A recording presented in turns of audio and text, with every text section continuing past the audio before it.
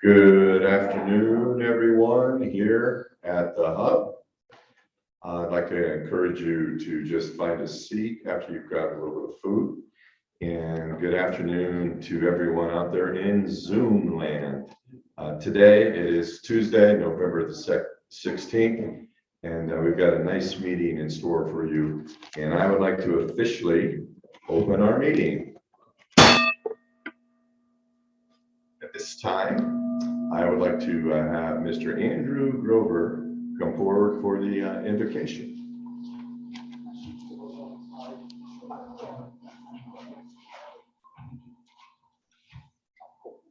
Nice pass on.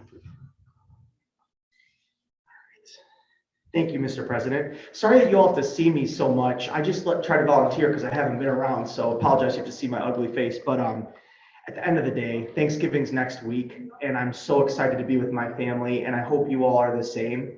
And let's just keep staying healthy and continuing to show up at Rotary and giving back to our community. Thank goodness we have our amazing president and this amazing woman right next to me who's always doing great things. So yeah, I just wanted to say short and sweet, it's great to see you all, and just let's have a good, healthy, happy Thanksgiving, right? It's going to be awesome. So yeah, hope you play football too, and the Browns are not too good right now. All right, well, thank you. And if you would join me in the Pledge of Allegiance. I pledge allegiance to the flag of the United States of America and to the republic for which it stands, one nation, under God, indivisible, with liberty and justice for all. All right, well, thank you. I'm going to call you back up here, Mr. Grover. We're going to do the four-way test, and then what I'm going to have you do is just share with us who we have visiting. So if you would join me in the Rotary four-way test. Is it the truth? Is it fair to all concerned? Will it build goodwill and better friendships? And will it be beneficial to all concerned? All right, buddy, you're back. That's what I'm saying. Put me to good use because I haven't been around. So, all right, visiting Rotarians, let's give a big welcome. Today's speaker from Be The Match. So exciting. Be The Match. We have Tanya Davis and Dale Smith. How about giving them a big round of applause for being here? Thank you. Got a lot of people watching you too on the Zoom. Dale's, it's better in Menor. Yes, it is, the 44060. I've spent a lot of time in those walls. Okay, and from, this is kind of exciting, but we have a host from Laura Smiley from the Kenmore Neighborhood Alliance. Tina, is it Boyus or Boys? Boyus, okay, cool. Well, congratulations on today. Give her a big round of applause too, that's awesome.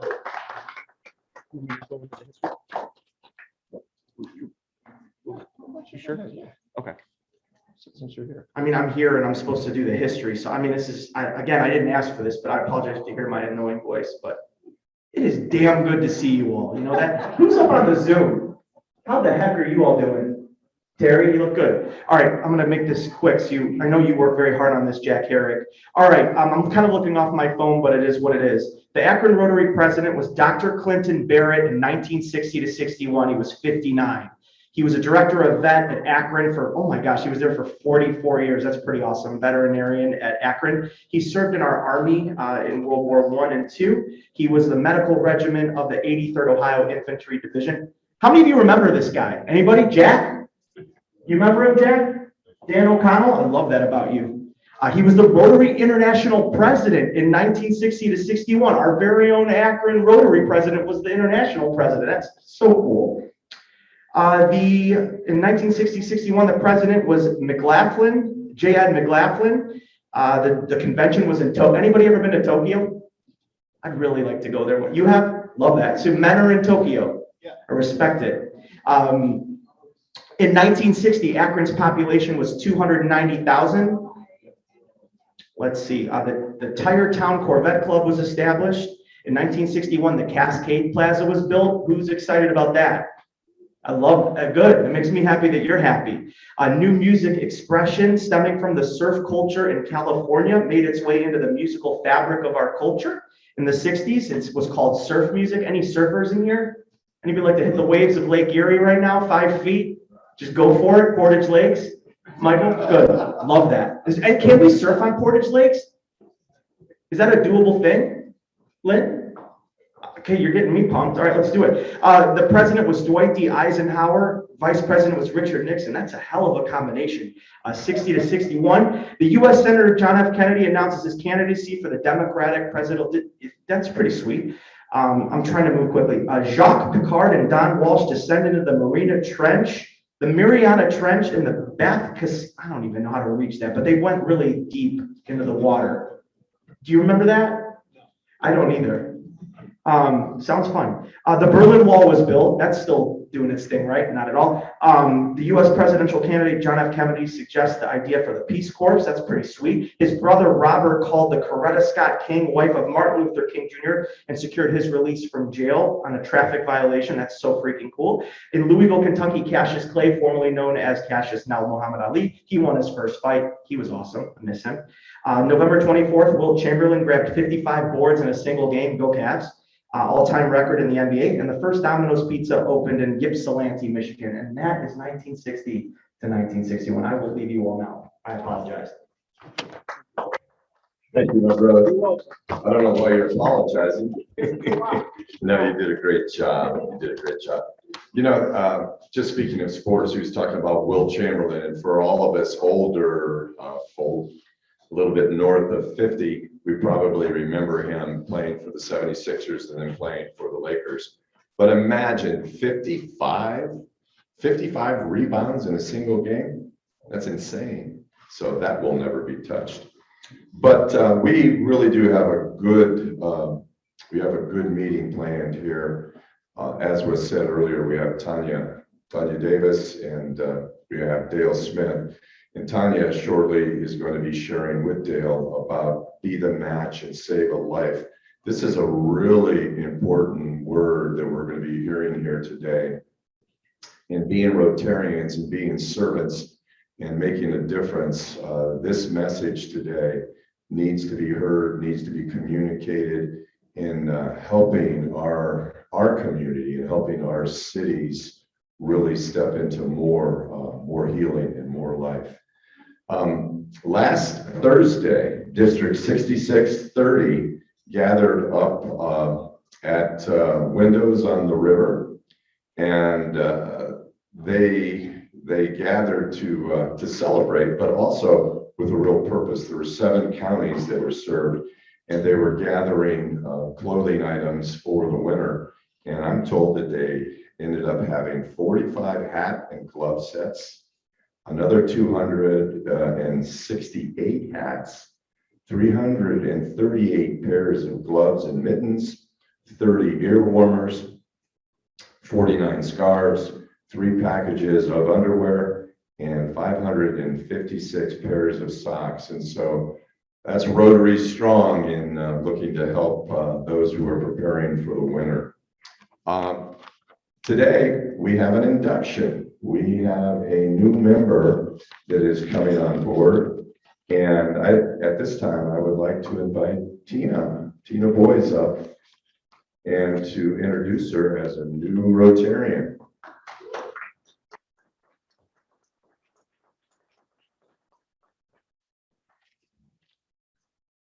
I'm going to formally introduce you here. Fellow Rotarians and honored guests, on behalf of the Rotary Club of Akron, it's my distinct privilege to induct Tina Boys today. And please allow me to introduce her. Tina, you're beginning today a great adventure in leadership, friendship, and service to our community with your invitation to membership. The Rotary Club of Akron has accepted you as a person of good character, high ethical standards, and a person who has a heart for service, and a person who will represent the classification of a community leader. We've invited you to become part of this worldwide organization dedicated to encouraging and fostering the ideal of service above self. Today, I'm presenting you with the official Rotary badge It has the wheel, and you can wear that. And then we have a little pin for you. And it's magnetic, so you won't have to punch holes in all of your nice clothes. But Tina, you've been invited to join Rotary, but it'll be through your own actions that you truly become a Rotarian. We encourage you to learn all you can about our club and to strengthen your own leadership and communication skills by actively participating in the activities of our club, including weekly meetings, social events, and service projects. You will be provided with many opportunities through this club and the district to enhance and expand your professional and personal skills, and these opportunities will provide great value to you. You'll also be provided with a number of opportunities to provide service to others through club service, vocational services, community service, and international service.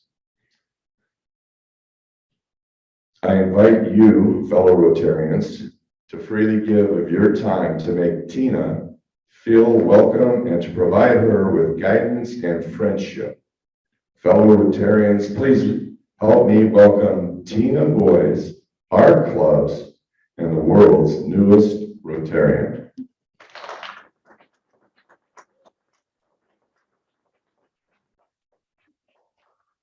And we'd like to just allow you, I'm going to have you come over in front of the microphone. I'm going to give you one of these. So I'm not giving you my germs. And have you share a few words with us. Thank you all. I'm excited to be part of this adventure with you. Community service is not far from my everyday work, as many of you know, as the executive director of the Kenmore Neighborhood Alliance.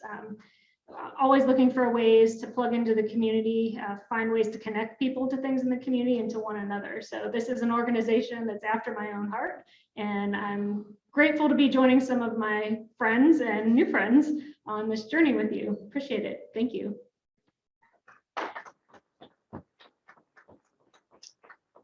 Thank you. You can, you can be seated. Thank you. Do we happen to have any Rotary ambassadors here today or online? Linda, were you in Cleveland last Thursday? Yes, I was. So was Cheryl. So you're going to pass the buck to Cheryl, huh? Yeah, absolutely. Well, I'll go out here so the Zoomers can see us. I want to thank everybody who attended. In fact, I'll be sharing some photos from the event. We had Linda, we had John Reyes, myself, our spouses. Who else, Linda? Oh, Stu Buchanan and Sherry. I don't know, we had a lot of people. We had over 100 people there, and as you heard the numbers, it was very successful. But more importantly, we honored everyone and recognized everyone who gave to the foundation over the last year. Actually, we recognized people who gave over the last 3 years because Rotary had a little snafu in their system. I really want to encourage you to be here next week to hear Bill Manby and Thane Billow, because they're going to be talking about the Rotary Foundation. And we want you all to learn more about it and understand it, and understand the benefits of what it does for our club locally, as well as internationally. So we look forward to that as well. Thanks. Thank you, Cheryl. Mella. Miss Mella.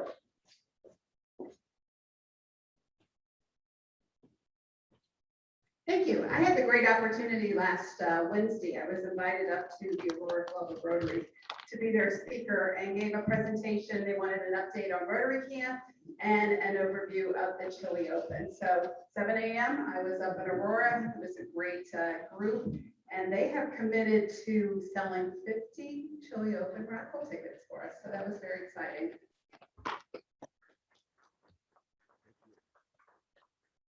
Do we have any other ambassadors? Anybody online there, Cheryl? Okay. Is anybody happy today? I'll go ahead. I'll go first. I have 20 happy dollars today, and I'm going first because I have to depart today a little bit early. Amanda, part of this is for you helping me out this afternoon. It's also because I won the lottery twice since we started meeting here. And no, I didn't play today. So 20 happy dollars for all the support you've given us as we try to make our way through this this menagerie of video and live. So thank you.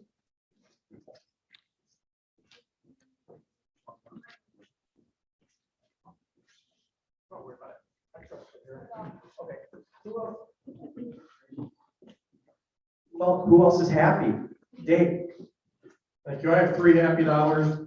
Update on my daughter down at Flagler in Florida, student athlete. They won their tournament championship this past Sunday. And so they're on to play Columbus State in Columbus, Georgia on Friday. So national tournament, so we're happy for her. Thank you. So Lance. Sir, just returned from an Aegean Sea cruise with my wife, and I tell you, it was fantastic. I went through this great travel agency. They do a wonderful job, and we were in Turkey and Greece. It was absolutely fabulous. But I'm still struggling with jet lag. I'm getting up at 3:30 every morning now, and it's like really screwing with my head. It's good to be back. No place like home. I think we all need to use Kima Travel. They know what they're doing, right? I love it. Mr. Manby. I got $5. First, super excited to have my dad here today. I don't know if you guys saw him when he back in town, so good to have him here. Excited about our presentation next week with Thane. We've got some really, we have some impressive accomplishments in this call that it'll be nice to recognize, but then also get us refocused on kind of the impact that we make, not just here, but globally with what we're doing with Rotary International. And then finally, I'm stoked to have my son home from college. He has literally been there since he moved in late August and not been home yet. So we're really excited to have him home Saturday. That's awesome. Thanks for finding this place too. Who else is happy? Ooh, Mr. Senior, back in the woods. Thank you. I'm very excited to be able to come back. I'm very proud of my son. He's taking over Rotary International for me. But many people don't know this. This is not meant to be a complaint, but I don't see 6 feet in front of me to recognize your faces.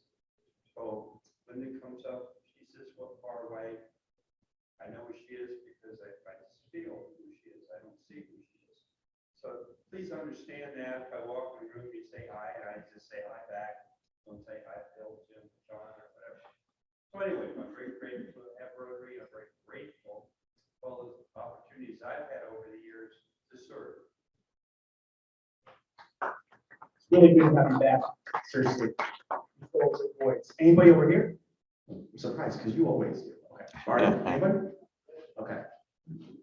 Sorry about my shoes. So terrible. Never mind. Who else is happy? Mella. So I just want to say thank you. The Chili Open is off and running. We're starting, thanks to many of you, getting our sponsorships in. Raffle tickets are selling. And we're going to have, if anybody on the committee wants to stick around for a 5-minute huddle following this meeting, and we'll just give a quick update to the committee. So thank you. Anybody else? Anybody upset want to give some money because you're pissed about the Browns?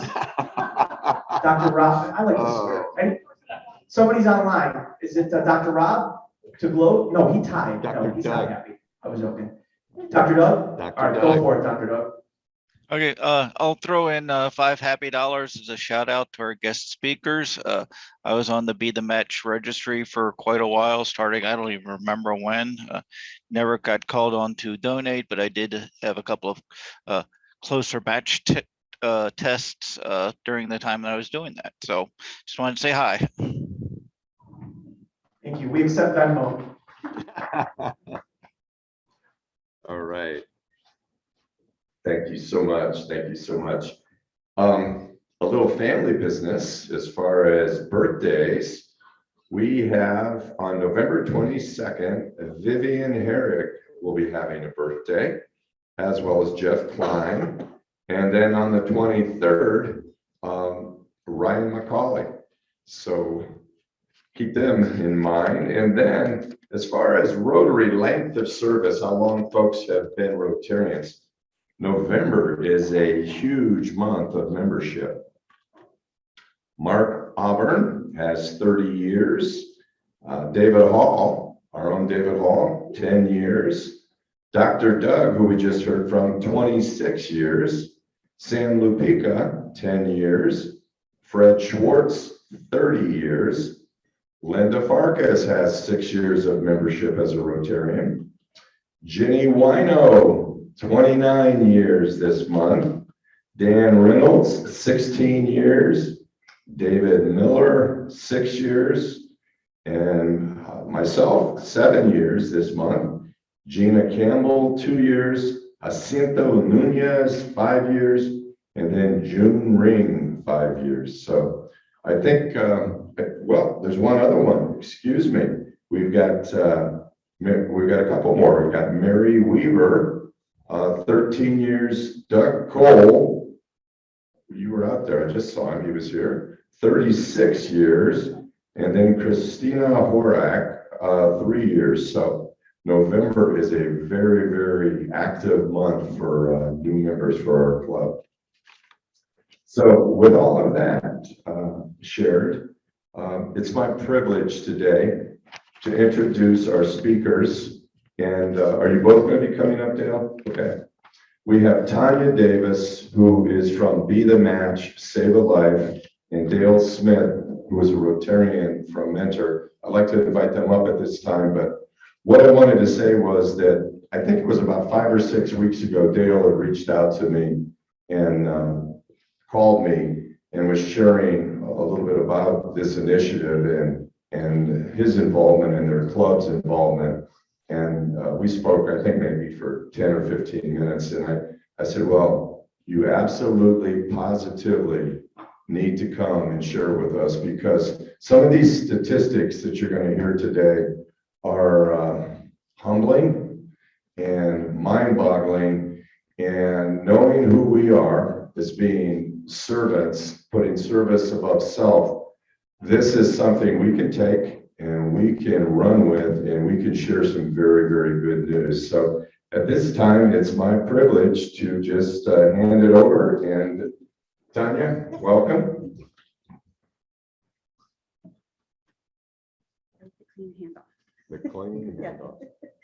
Hi, everybody. Thank you so much for having Dale and myself. It's really exciting to be here and talk about the amazing work that Be The Match and Rotary has done throughout the years. I've attended a lot of Rotary meetings, and I have to say that the four-way test there really spoke to me this morning in a way that it hasn't in the past. And I think you guys are going to see some of that demonstrated in what we cover today. So let's dive on in. All right, so who is Be The Match? Be The Match is a national nonprofit. We started back in the mid-'80s, and we are dedicated. We have a very simple mission, but a very important one. And our mission is to save lives through cellular therapy. We do that through a lot of different ways. The way that I contribute to that mission is by recruiting new bone marrow donors into the registry and helping people who need a bone marrow transplant find a donor when they don't have a match in their family. So I'm going to let you guys kind of read through this next slide, the impact. So this is something that's really in need. Every 3 minutes, somebody is diagnosed with a blood cancer and may require a transplant. Every 10 minutes, somebody dies from a blood cancer. Guys, these are preventable cancers. So this is a cancer that has a cure, and that cure could be sitting in this room right now or out in Zoom land. Are you guys able to see the screen? Can we see there in Zoom land? Okay, perfect. So you can go ahead and move forward there. Oh, whoever, can we move to the next slide?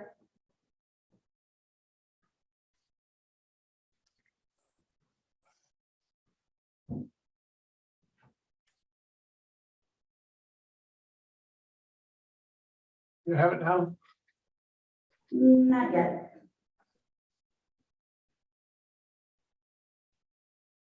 Just a second. That's okay.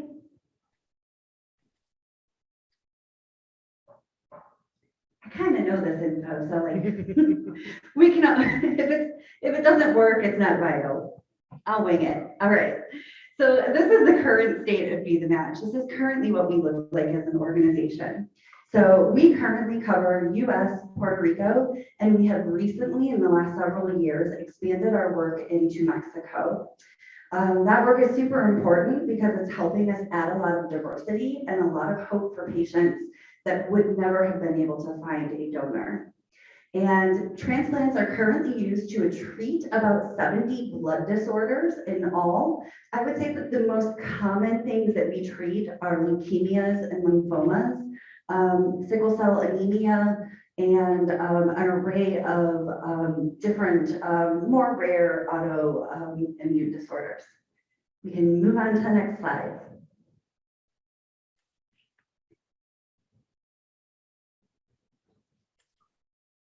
All right, so a lot of people, when I'm out and I'm talking about this, they come up to me and they want to tell me what their blood type is. Okay. So they want to tell me what their blood type is, or they want to tell me, oh, you guys are going to be calling me all the time if I swab my cheek. And that's really not how it works. So I want you guys to have a real good understanding of how it does work. What we're looking for when we're looking for a match for a patient is something far more complicated than just your blood type. What we're looking for is somebody who shares the same HLA markers as you. And that stands for your human leukocyte antigens. These are specifically the protein cells on your blood, or the protein markers on your blood cells. And the best way to think of it is it's a small fraction of your overall DNA sequencing, but it's particularly the sequencing that's responsible for the development of your immune system. So we can move to the next slide.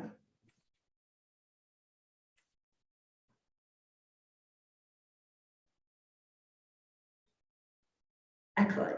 So these markers are inherited. They are passed down generation to generation. You inherit a certain amount of these markers from your mother and a certain amount of these markers from your father. What this ultimately means is that a sibling is most likely to be a match for you if you were ever to require a donor. There's only a 30% chance, though, that a sibling may be a match. So, you know, families are getting a little bit smaller these days. So we have less siblings in many cases to choose from. So that means that 70% of people who are requiring a donor are finding it out of the Be The Match Registry. And as we're becoming more diverse as a population, it's also making it a little bit harder to find matches. So we're going to move on to the next slide.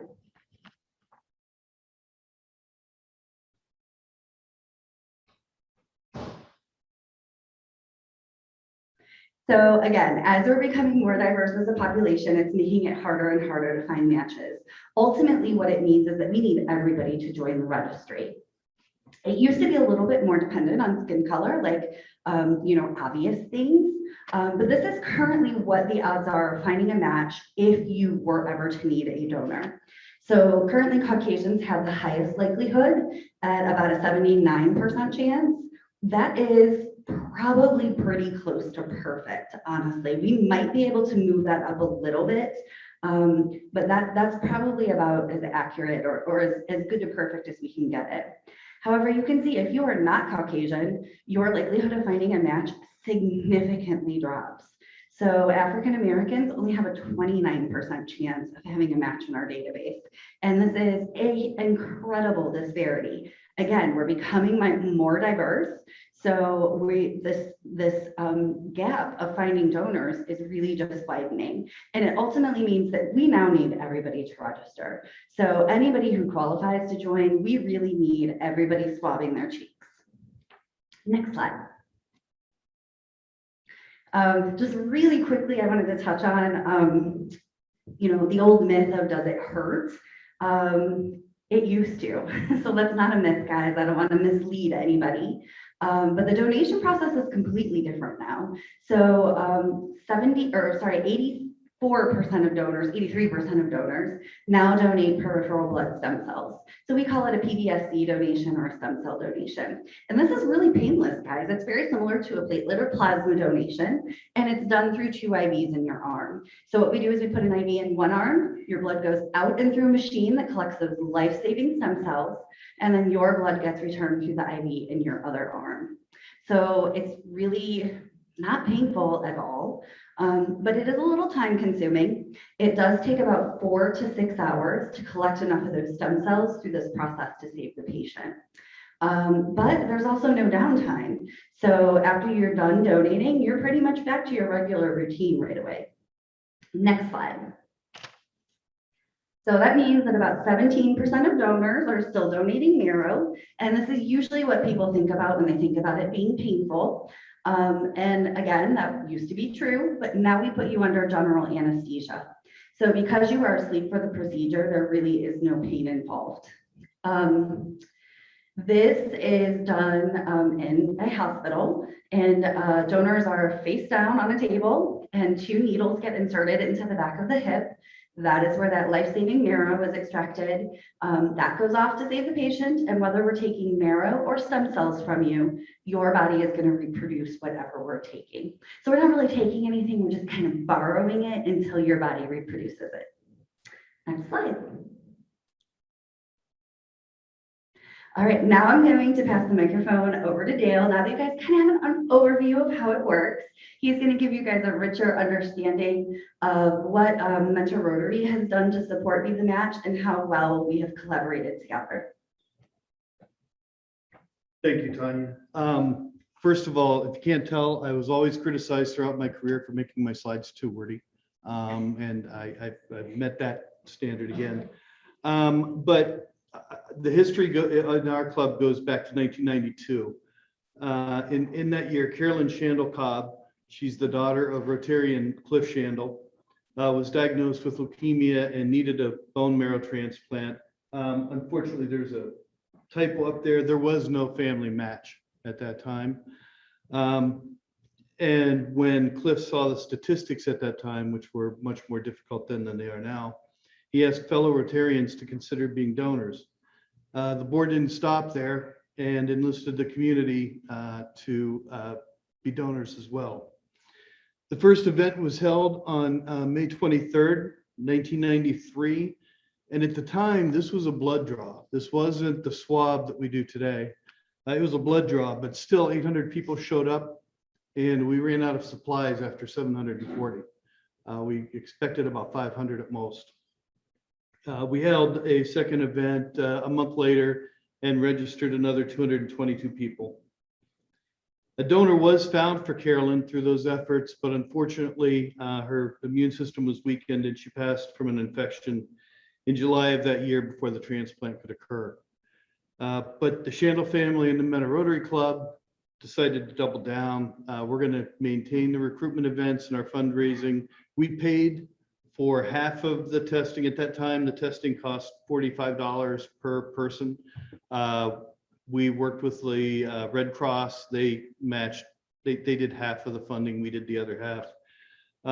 Then going into the future, when we did fundraising events, or I'm sorry, recruitment events, we held fundraisers to pay for the testing at that time as well.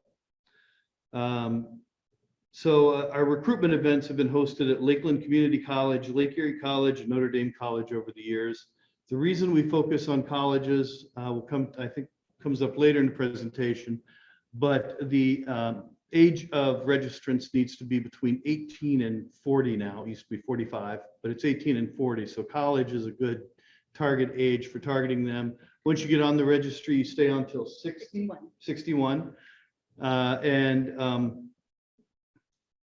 So that's why the target for the young people. Every year we have a fundraiser that we call Bread Day. The Larisha family allows us to take over the Great Harvest Bread Company. We pre-sell loaves of bread, make them over the weekend, and then deliver them on Monday. We also sell gift cards for cookies and stuff and we also bake cookies now, and I've added to the Bread Day, but that raises about $5,000 every year that we use towards the testing. If you can go to the next slide. So in that very first event, that very first summer, we did find a donor for a young lady in, I believe it was Alabama, but I say Southeast because I can't remember exactly. And the transplant was a success. She actually, as an adult, came back and spoke to our club. It was very touching. Her donor came in as well from Mentor. And by her experience, she decided for a career path to be a nurse at St. Jude's to continue what she experienced. We also have had 4 mentor Rotarians who have donated through Be The Match. If you're involved with the grants committee, one of them is still active, Elfie Roman. She was a donor, I think it was about 15 years ago. But 3 others have as well. We've registered more than 5,700 people through this. And assuming statistically 1 out of 220 people go on to donate. With privacy regulations, you know, we don't know who goes on, but that would mean statistically nearly 26 lives have been saved due to the Be The Match program, the Shandle family Be The Match program for Mentor Rotary. So we're continuing it, but Lake County is very white. And when we hold our recruitment events, we're not getting the populations we need. So the Lake Erie College, I believe the football team still does their recruitment event. But that is, we don't do them anymore. But what we would like to do is the following. If we can go to the next slide.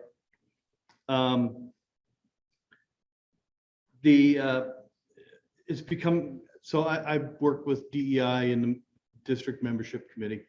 And it was brought to my attention that the Akron Club has a focus of engaging diverse populations. And that's where we need people to join Be The Match. That's where we need donors. So what we're asking is, could we partner with the Rotary Club of Akron and your partners such as 100 Black Men and other diverse organizations in the community to give us credibility, to be honest, so that we can raise awareness and recruit new donors. As I said a moment ago, college donors are young, diverse, and provide the best outcomes for patients. And so is there that opportunity to work with the club and your diverse partners to have a recruitment event at the University of Akron or other colleges in the area? The Rotary Club of Mentor has donated $5,000 to Be The Match for the potential of this effort to help out with it. Next slide, I think, is questions. So most of them will probably be for you. Yeah. Do you guys have any questions? Is there anything we didn't cover? Anything else you'd like to know? Yeah, in the back.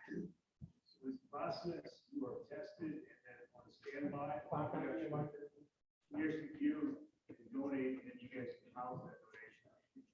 So the question is, what happens after you get tested? Does it get housed? How is it used? Like, how does that donation process then work? So, so what you do is you swab the cheek, and that puts you into our database. For most people, that's really where the process ends. Only about 10% get contacted, and like Dale mentioned, 1 in 220 go on to donate. So if you are identified as a match for a patient, we contact you. It could be 2 years after you register. It could be 20 years after you register. We only contact you if you are a match for a patient. So we're not collecting from you and storing product that could be used. We are collecting and transferring to a patient in need. Yeah, so we would contact you. We would tell you which type of donation we need from you, whether that be a stem cell or marrow donation. And then we would start prepping you through the process of getting ready to donate. Very good. Any other questions in the audience here? Marcia Holcomb has a comment on chat. Yes. Can you hear me? Yes, we can. Marcia. Okay. Yes, I just wanted to share a success story. My adult daughter participated in a drive in Houston about 11 years ago. One of her daughter's preschooler classmates was diagnosed with leukemia, so she was participated in the drive and entered a registry. She wasn't a match for that child, but 6 years later, she was called because she was a match to a young man of 29, a 29-year-old young man in Slovakia, actually. And so she did the Pvsc procedure, and someone was waiting there to take the stem cells to Slovakia. And she didn't hear anything from him for a year because he wanted to see how he did. But a year later, he contacted her, and they've been in touch ever since. And he's getting ready to get married. And so 4 years later, he's cancer free. So I just wanted to make a plug for the program and the process, because there are happy endings. Yay, yay, that's amazing. Yeah, we have a wonderful program down in Houston. Texas is a big state, so we got a lot of people that cover it and do recruitment events there. So that's awesome. Thank you. Thank you for sharing that. Anybody else online? I have a question in the audience here. Thank you. So I'll attribute this to my jet lag, but did I understand there was something about the number 61? Like, so somebody older than 61 like me, I'm not eligible to give? Yeah, so I'm gonna give that one more time because it's a bit alarming, guys. So in order to join the registry, in order to swab your cheek, you have to be between the ages of 18 and 40. And then once you swab your cheek and enter into our database, you stay there until the age of 61. And at 61, we automatically remove you. I know it's a bit confusing, but once you're in, it doesn't cost us any money to leave you there, guys. You're there, you've already been processed. So there are very rare instances where a 54-year-old may be identified as the only match for a patient. And then we would present that to that patient's doctor as an option for transplant. And then that doctor would decide if they wanted to move forward or look at other options. So age really is an impact to direct correlation to how successful transplants are. Guys, we want males under the age of 25. That's how important age is. And we like males because you guys aren't pregnant when we call you, usually. Men are just larger in general. So there's more cells to collect. So it means it's just easier to collect. So I have a question. I recently got back into donating blood, and I have a blood app now on my phone. I haven't gone through it all, but there's a number of different things you can donate besides blood on that American Blood. Is one of them stem cells, or? It is not. So again, it's while the Pvsc, the stem cell donation, is similar to like a platelet or plasma donation, we're not looking at your blood type when you join the registry. So what we're looking at is your HLA type, and the best way for us to find that out is through that cheek swab. And then we fall more under like organ and tissue donation guidelines and stuff than we do with actual blood donation. Thank you. Steve? That's a good question. I have a question, the 18 to 40 range that you're speaking of. What about in the example that there are no matches except an older family member above that zone? Would they go after it? And if they did, would they have to do more draws or takes on it? Or is the human body after 40 just not producing enough? No, I mean, seriously. Yeah, we're just worthless. Harvest of old T cells. Yeah, no. So that specific question is slightly different. So in the case that you are related, so let's say it's your sibling that requires the donation, age is a little bit less of a factor in that case because it's a related match. So in that case, the doctor would look at your age as a potential donor, as well as your overall health, and then decide if they wanted to use you as a donor for your sibling, or if they wanted to initiate a search in our database and see if there may be a better unrelated match.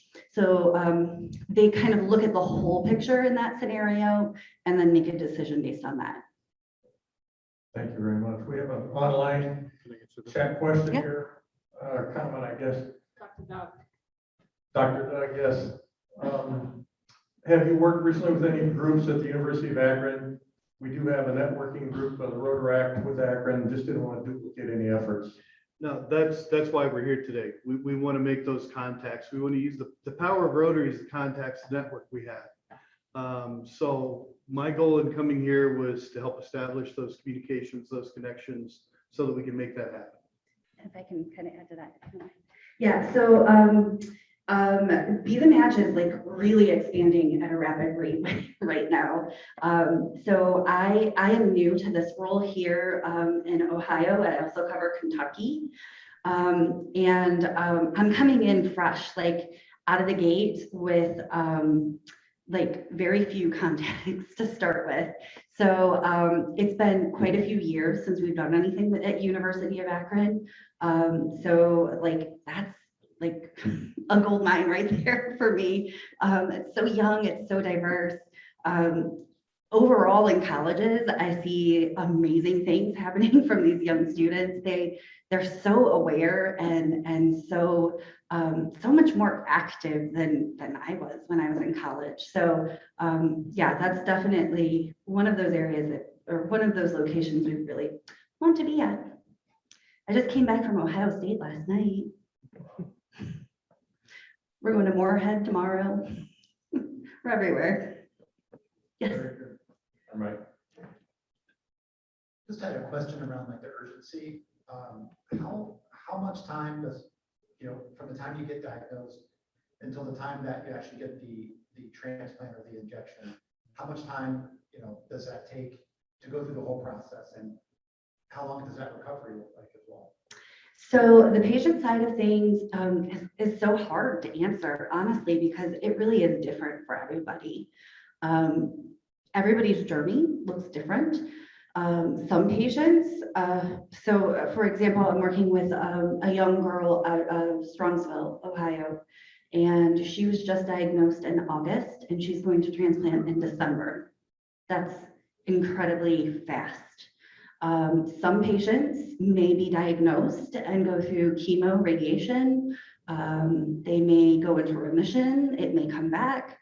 They could have leukemia for years before they ever go to a transplant. And then recovery for the patient is significant, guys. It's over a year for most patients. It can involve being isolated in the hospital for several months. It's intense, to say the least. So the best thing I can say is what our donors go through is very, very minimal compared to what the patients are going through. And we have another question in the back. Thank you, in the back. Yeah, thanks. Is it a last resort? In other words, does it follow chemo and other traditional treatments, or can you jump that and go right to a transplant? Again, there's no one size fits all, so it can be different. There are so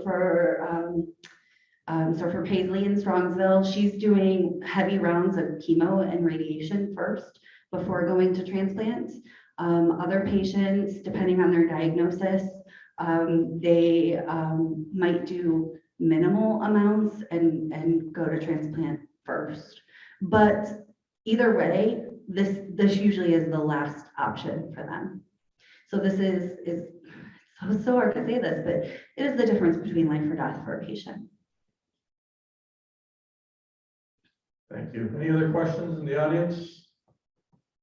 Online?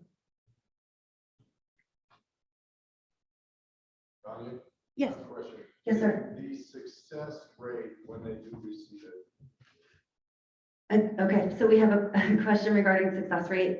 Again, a very difficult question to answer. The best answer that I can give you is that transplants are not always successful, guys. So again, by the time somebody gets to this point, it is the difference between life or death for them, and they are aware of that. We do prep you guys as potential donors to know that it may not be successful, but I can tell you that there are many times that it does work. It's hard to speak. We don't really speak on that because it's so different. It depends on there's so many factors that play into it, like the patient's age, how perfect the match was, how sick they were going into transplant, Did they have any underlying health conditions? Like, there's just so many factors that actually play into that. Anybody else? Online, is there anybody, Terry? No. All right, well, thank you very much. I asked for your help on doing our weekly raffle. If you pick one ticket for me. I like that one. Who's your new friend, right? We're about to take it right after me. 227704. Michael. Yay! So we have a three-way raffle. We got a third that goes to the daily winner. Michael's gonna get a third here. There's your envelope. Then we have a third that goes to the club and a third that goes to Progressive Pot.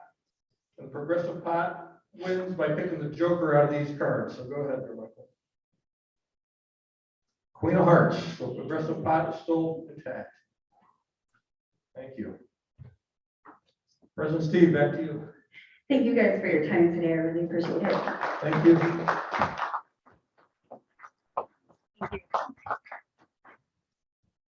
That was a very helpful presentation. And you know, the old adage is you don't know what you don't know. But we're in the know now. And I did appreciate, Dale, when you called, like I said, 5 to 6 weeks ago and shared what was on your heart and what you began in Mentor a number of years ago, back there in 1992. And quite honestly, Akron is a wonderful place that we can begin to spread this message. And Dr. Doug, since you're fully aware of it, we probably should sit down and talk about how we can spread this news at the University of Akron. I know that Olivia, was it Kent State you went to, Olivia? Okay.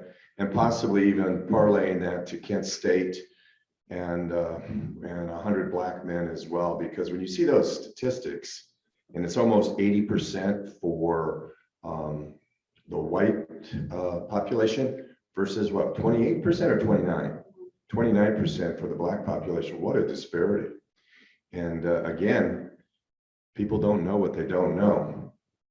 And if we can get that news out and find the donors with a simple swab, I'm sure a lot more lives can be saved. And, you know, we live in exciting times, depending on how you view everything. Does the world look like it's a cup half empty to you, or does it look like it's a cup half full? And forgive me, but I'm somewhat of an optimist in believing that the cup is half full. And what I mean by that is this, that when you have organizations and people like you and me, and we take it to heart that we are our brother's keeper and we care for one another, I am naive enough to believe this, that amongst us, and I mean all of us, we have answers. And so as we work in mutually respecting one another and loving one another, those answers do emerge. And so we talk about our cities, we talk about the challenges that we face in all of these various arenas. We possess the answers. And again, as we move forward in that mutual respect and genuine love. So thank you again for coming and sharing with us today. And you haven't heard the end of the story from us, so we'll be in touch more about that. And thank you, Tina, for becoming part of the team, as it were. And Tina she's a worker, let me tell you.